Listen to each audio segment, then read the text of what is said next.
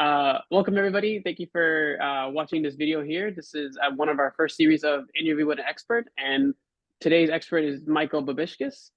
Uh, Babischkin. Michael Babischkin, Here thank we you. go. He's the Vice President and Duty Director of Information Security at the Federal Home Loan Bank of Chicago. His areas of expertise are in cybersecurity, incident response, and vulnerability management. With that, I will hand it over to you, Michael, and I'll ask you the first question, which is, can you provide an overview of your experience and background in the field of cybersecurity and maybe cryptography as well? Sure. So I got started a long time ago. Initially, I was active duty Coast Guard for 22 years. Started off as what they called a radioman, and I went that direction with because I was interested in a technical role where I could learn about computers. And this was in the days before the internet was really a big thing, before organizations had enterprise email and enterprise networks and things of that nature.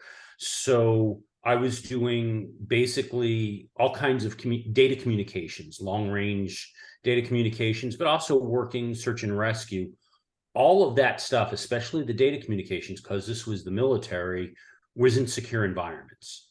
So that really was my first exposure, not just to computers and data communications, but security.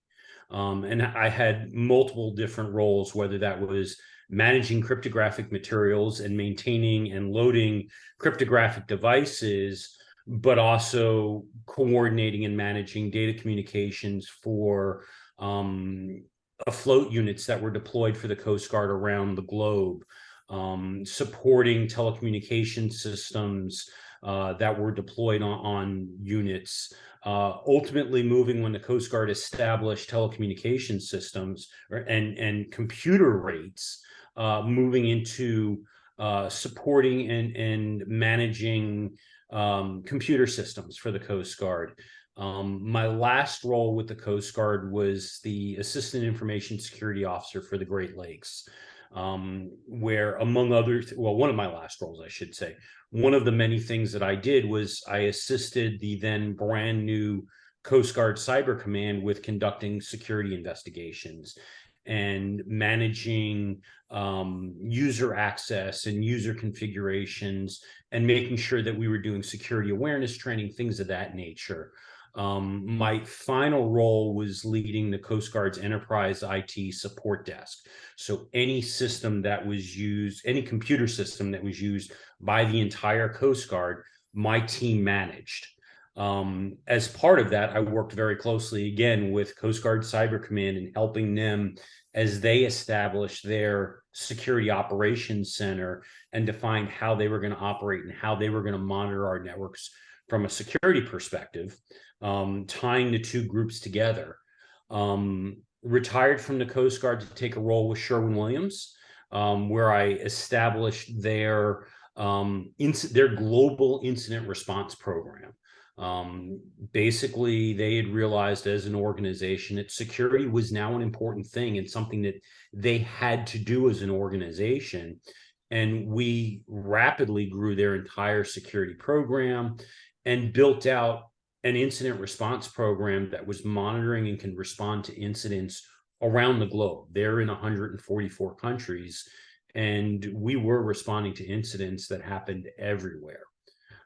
Spent a brief time after that with Grainger, building and maturing their global incident response program, and then ultimately over to the position that I'm at now at the Federal Home Loan Bank of Chicago. And for those who are not familiar with the Federal Home Loan Bank, we are a very unique organization. There are 11 federal home loan banks within the United States, and we serve as banks for other banks. So consumers don't go and bank with us. What we do is we provide funding to other banks around the country so that they can underwrite loans and underwrite mortgages. But because we're a bank, obviously security is very important to us. So we're a fairly small organization, but our security program operates as if we were a much larger company.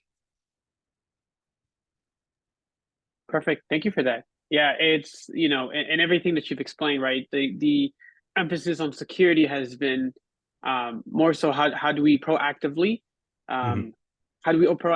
respond versus yeah, having the incident happen and then we're responding, right? So we're Yeah. being more so proactive rather than reactive. Um, Great. So when we talk about cryptography as a fundamental component of cybersecurity, as you mentioned, you work in areas of banking and other areas. Can you explain the importance of what maybe some concepts of like cryptography, ensuring that the security and integrity is more so communicated, right? So if we have certain, Mhm. how do we make sure that the data that you guys are dealing with, or how do we ensure that the security is up to speed in your experience? So, you mentioned confidentiality and you mentioned integrity. Um, when you look at the textbook definition of what security is, it's typically defined by three words: confidentiality, integrity, and availability. And a lot of times it's illustrated as a triangle. They call it the CIA triangle. This idea that if you don't have any one of those legs, you don't have a secure system. When I first started working with secure systems back in the Coast Guard, when we used to approach and think of cryptography, we only looked at it from that perspective of confidentiality, of we need to encrypt data that's either at rest or data that is in transit and moving around. But basically, it's preventing somebody who possibly could get unauthorized access to that data of not being able to see that data or read that data. One of the biggest shifts that I've seen probably in the last 20 years is the use of cryptography, not just from that confidentiality perspective, but ways that it can be used for the integrity piece of it, whether that's the use of digital certificates, whether that's the use of SSL and MD5 hashing to validate the fact that the data that you have received is actually the data that was sent to you and that nobody has tampered with it along the way, or the fact that Sally sent you this data and what you received was actually from Sally and not from Bill posing as Sally, and using cryptographic techniques to validate that and to provide not just integrity of the data, but non-repudiation of the sender of that data, confirming that it is coming from exactly who you think it's coming from. In addition to all of the other pieces of encryption, of making sure that it stays secure in transit and nobody's listening in on your transmissions. You don't have what they call a man in the middle of attack, of somebody eavesdropping and being able to, actually listen to your data and capture it and do stuff with it. Great. Yeah, these are, very important concepts, and especially in this world that we're living in now, where any sort of cybersecurity could just, we have incidents where the most minor things can trigger off a Mhm. whole ricochet of different incidents, especially with how fast technology is working now.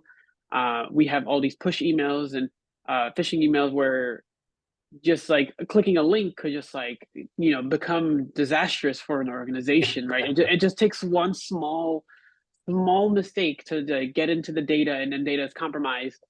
um so this is like a huge thing right now, and I've seen, and you could touch more upon it too as well, like we've seen this growing demand Yes. of need for cybersecurity. Maybe analysts, we have different positions. Cybersecurity is more of a broad term, and there's very a lot of specifics. So with that, as a lot of these students may be early on in their professions, some may not even have any experience with working in cybersecurity.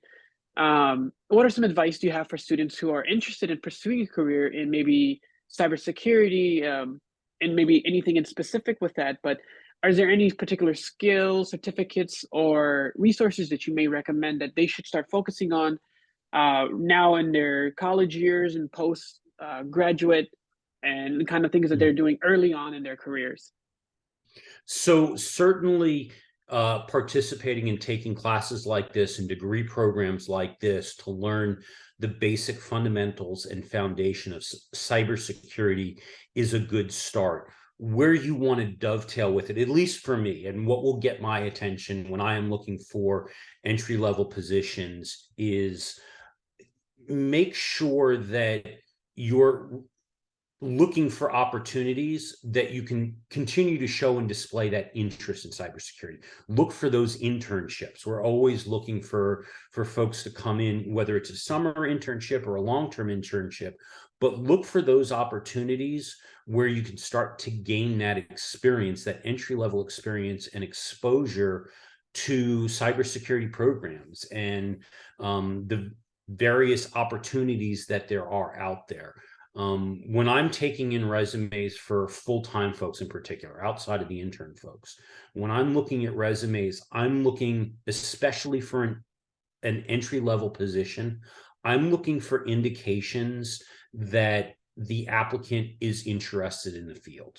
So if you've taken a whole lot of classes in cybersecurity, if you've done a whole lot of projects around securing stuff, even if you haven't taken classes in security, you've taken classes in application design and development, I'm looking for indications in your resume that there's an interest in security. And when I call folks in, especially for entry-level folks, even if there's not a lot of experience and most of what you've done is academic stuff, my questions can be, well, tell me about the projects that you've done to secure systems. Tell me about the things that are going to show me that you're interested in this field and you're not just carpet bombing resumes looking for any kind of IT related entry level position. I build my entry level positions with this idea of I'm looking for somebody who's got a basic understanding of the field, a basic level of experience, whether that's degree programs, whether that's internships that we can then take in and grow and teach more. My goal when I bring folks in specifically is in an entry level position is I'm hiring you to retire you. I want to grow you to the point that you're with us for a really long time and you want to retire with us. And we want to grow you so that you're not just staying in that entry level position, but we're bringing you into growing levels of responsibility, growing levels of experience within the organization so that you can have a full length career through our organization. And I've heard the message from a lot of folks, and I've seen it myself, and it drives me batty. There are a lot of organizations who they write their job descriptions for a quote unquote entry level position that they're looking for 3 to 5 years of experience. It's a terrible way to do it, and I hate doing it. I push back whenever I can, whenever I see it.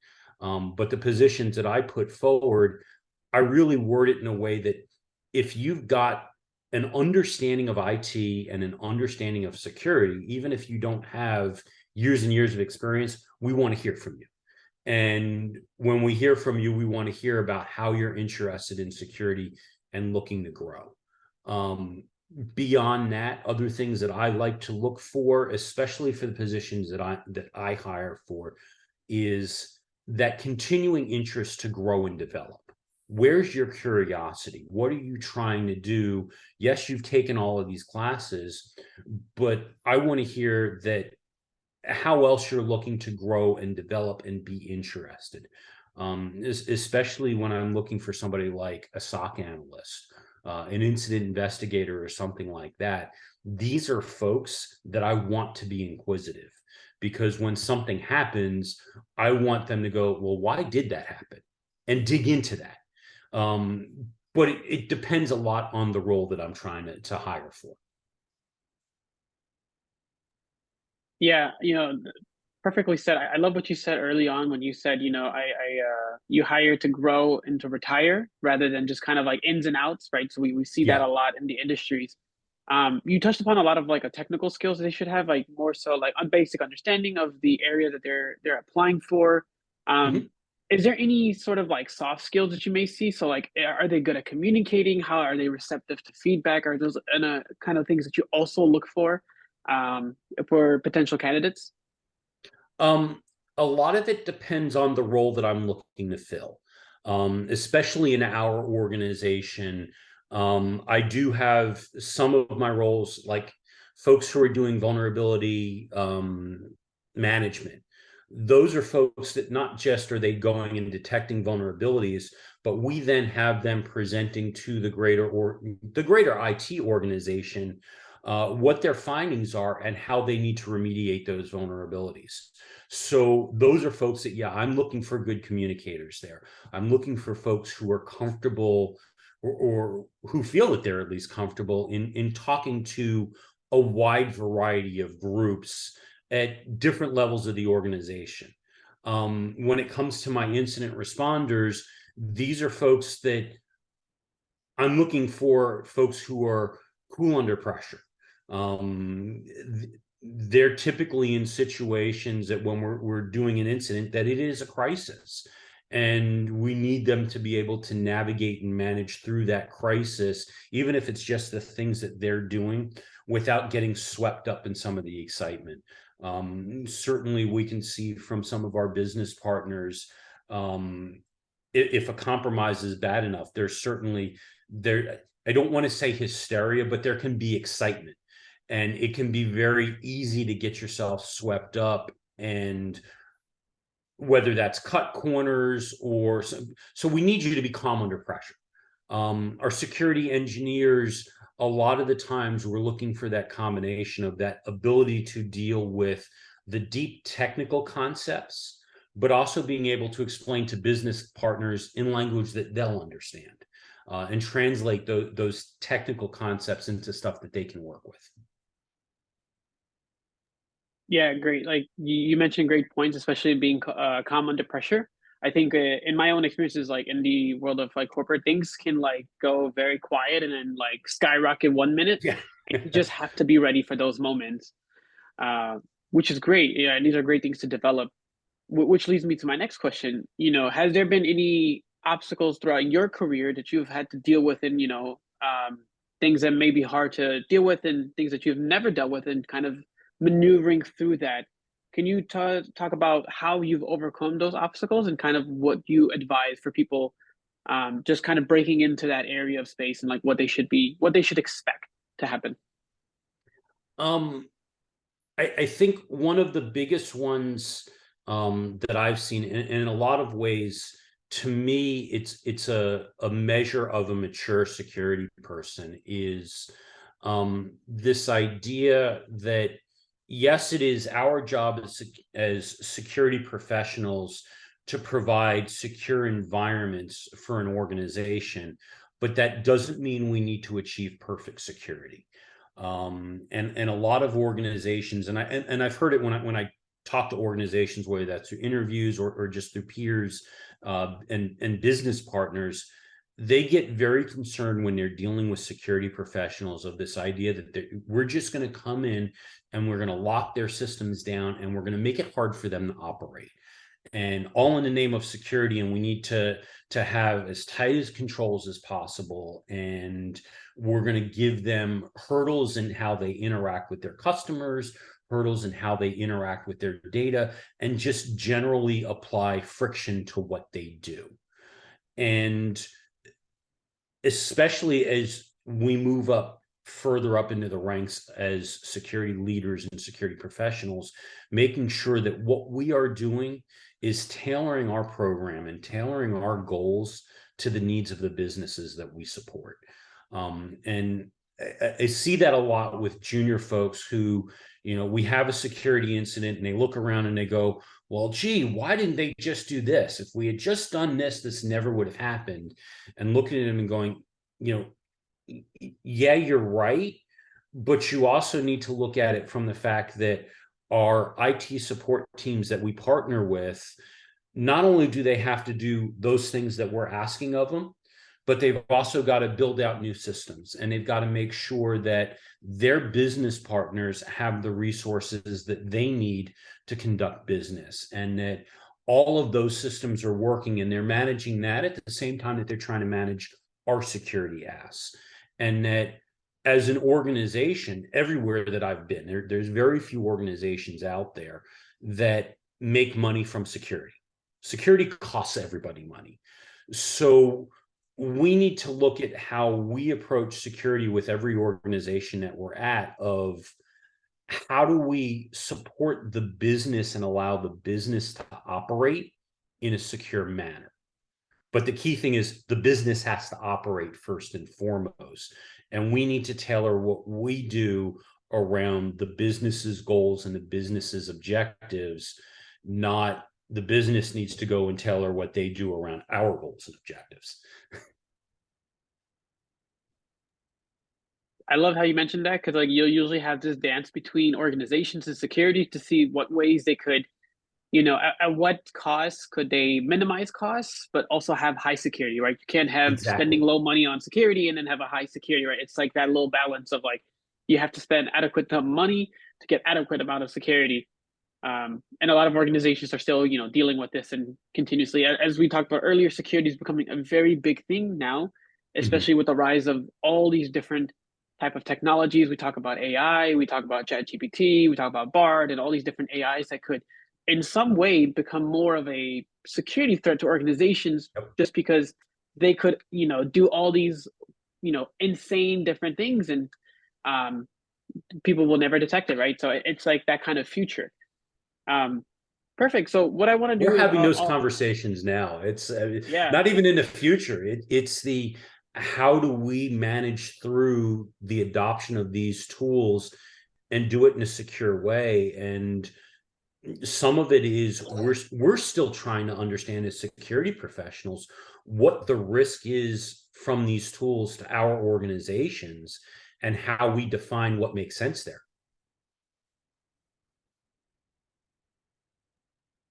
and it's this growing concern, right? Because Yeah, you have these big organizations like OpenAI that operates ChatGPT, and what's happening to that data, right? Who is in control of exactly. that data? Especially when organizations freely just use ChatGPT, may there could be incidents of which, and an X organization employee types in some confidential information of like, oh, can you create a status report about X, Y, and Z? And now you're leaking out private Yep. information to ChatGPT. And who stores that information, right? Because like it's who now has control of it.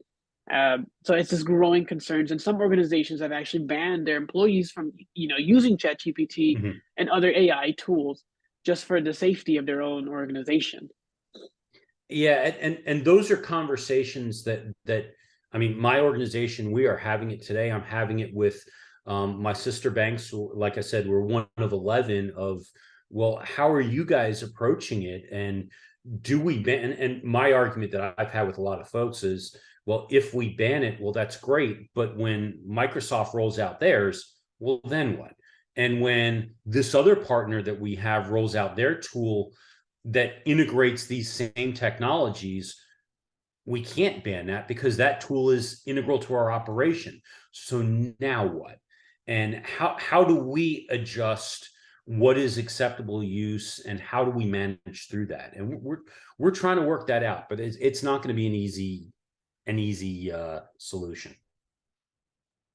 It's one of those growing problems in the industry, and Yep. everybody's trying to figure out the best route with it. So with the last few minutes we have, I want to kind of give you this opportunity to just give advice to any potential any individuals that want to enter the space of cybersecurity. I know again, cybersecurity is very broad, but any advice you have for students that want to get into cybersecurity? Any advice that you may have for people that are maybe you even want to shift careers, right? Like get Mhm. a kind of move away. What are some things that you would advise? And kind of we can close off. Um, we can close off with that. I'll leave it to you. um, I think that the biggest one is like I said, look for, especially while you're in school, look for those internships. Take advantage of them. There's always companies that are out there looking for that kind of stuff. Um, any opportunity that you have on your resume coming out of school to show that you've got an interest in the field.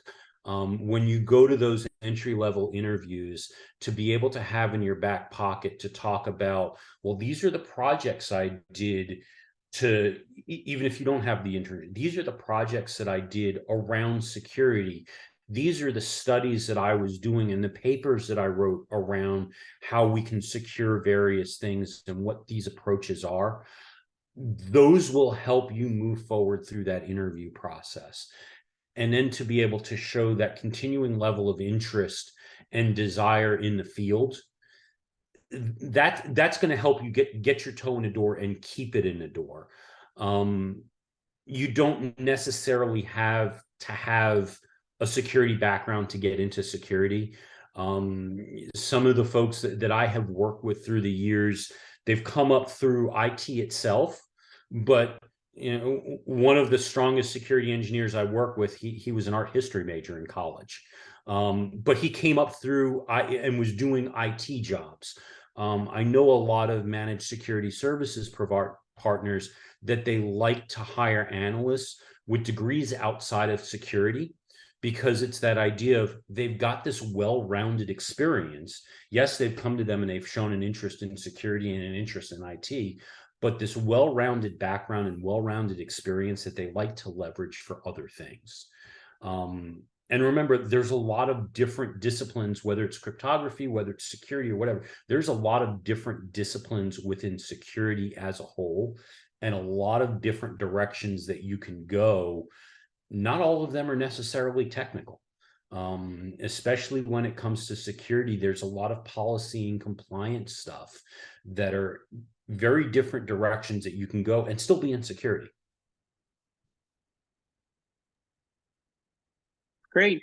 Yeah, these are great things for people to kind of understand. And, as we discussed multiple times throughout this, the world of cybersecurity is just continuously growing. And, Yes. today we might think that we understand one thing, and then tomorrow it completely changes and we have to relearn it, right? Anything in this industry nowadays, especially in the world of IT, has just continuously grown, and it's going to continuously evolving with the increase of more technology, right? I guess like the saying is that you can never have too much technology around you. So, yeah, so it's a great thing to know and a great thing to have.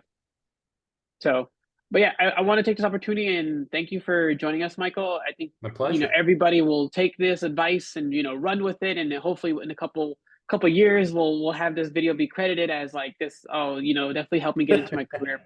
But I want to give my sincere gratitude for this. I think this has been a great opportunity, and I hope that everybody that's watching this takes an info from this and kind of build their own career around what Michael has said here. So I want to give you another thanks and thank you for a shout out. I appreciate it a lot. This means a lot to me, and I definitely had fun having a discussion with you.